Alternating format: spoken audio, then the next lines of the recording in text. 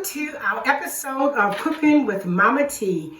Today, this episode was specially requested by a childhood friend, Warren Whitworth, and I dedicate this episode specifically to him, making deviled eggs. I've already started with boiling the water because I learned recently that boiling the water and boiling your eggs the right way definitely makes a difference. So to water that's already boiled, you're going to add your eggs and you're going to time it for 14 minutes.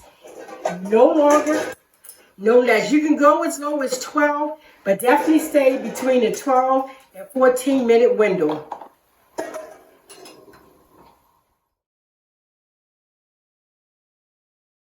We have reached the end of our 14 minutes, so now we're going to turn off our fire. And I've prepared an ice bath because the trick is to stop the cooking process as fast as possible. So we're going to take our eggs out of the boiling water and let them rest in the ice bath. I only let it rest a couple of minutes because I'm generally in a hurry when I'm making anything. So we're going to let it rest about 5 minutes. And it should be really easy to peel as soon as it gets really chilled in this water. And believe me, this is a very important step.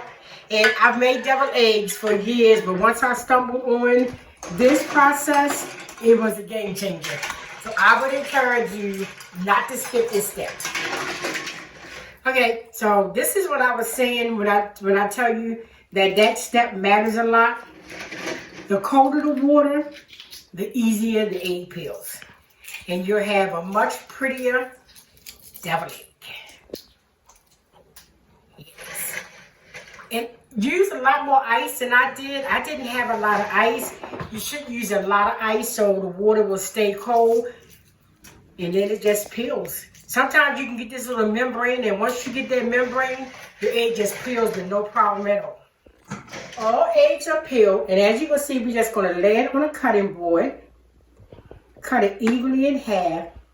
So that's what a 14-minute egg looks like. Perfectly cooked. So you take your fork and carefully take out the yolk. Sometimes it comes out really easy, sometimes it doesn't. But if it doesn't, just carefully scrape the inside the yolk, and then put the halves over in a separate bowl until you're ready to use them again. All the eggs have been separated, and with your fork, you're going to just take your fork and smash all of the yolk, and make sure you smash all of the lumps, as many lumps as you can get out. Smash them out. It makes a difference. So I wanted to take a close-up shot at the eggs because the texture of the egg, to me, has a lot to do with the outcome of the deviled part. So these eggs have been crushed, and as you can see, they're in really separate pieces. Now, another trick of it is putting your ingredients in slowly, especially your mayonnaise. So this is my hot sauce and my yellow mustard. I mix that in first. And this is all-purpose. This is the Lily Snooks all-purpose seasoning because I always add seasonings. I always add parsley flakes, but in paprika, that's already in my spice.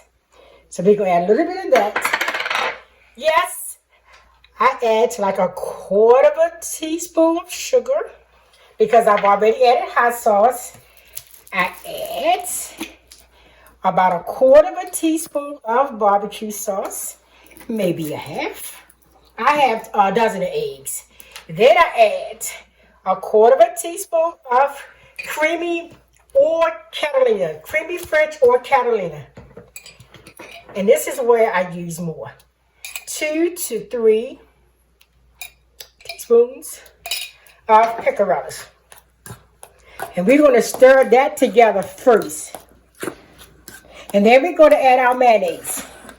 And you're going to add your mayonnaise a little at a time because you definitely do not want runny eggs. So to this dozen of eggs, that's about the equivalent of 3 tablespoons. And you just stir it slowly until you get it the consistency you want. And I may have guessed it right. I did. That's about the consistency you want your eggs.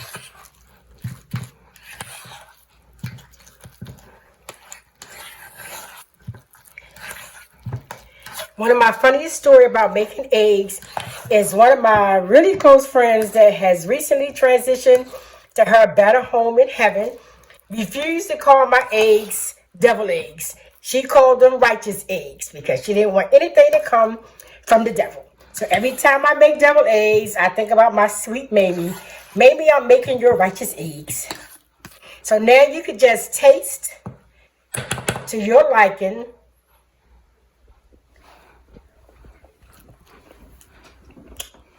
That's perfect. I actually got it perfect on the first try. So this is perfect. Now we're going to transfer the eggs over into a piping bag. You can spoon it. You can use a piping bag, or you can take a baggie and actually fill the baggie up and stick a hole inside the baggie. But we're going to use the piping bag. And as you remember, I use the piping bag because I keep piping bags around the house. It makes it a lot easier. And all you have to do is just fill your egg. The piping bag gives you the ability to make a much neater egg, and it's so much faster. And like I said, you can also use a lunch bag, like a sandwich bag. My niece Tasha can do more with a sandwich bag than I can do with a piping bag.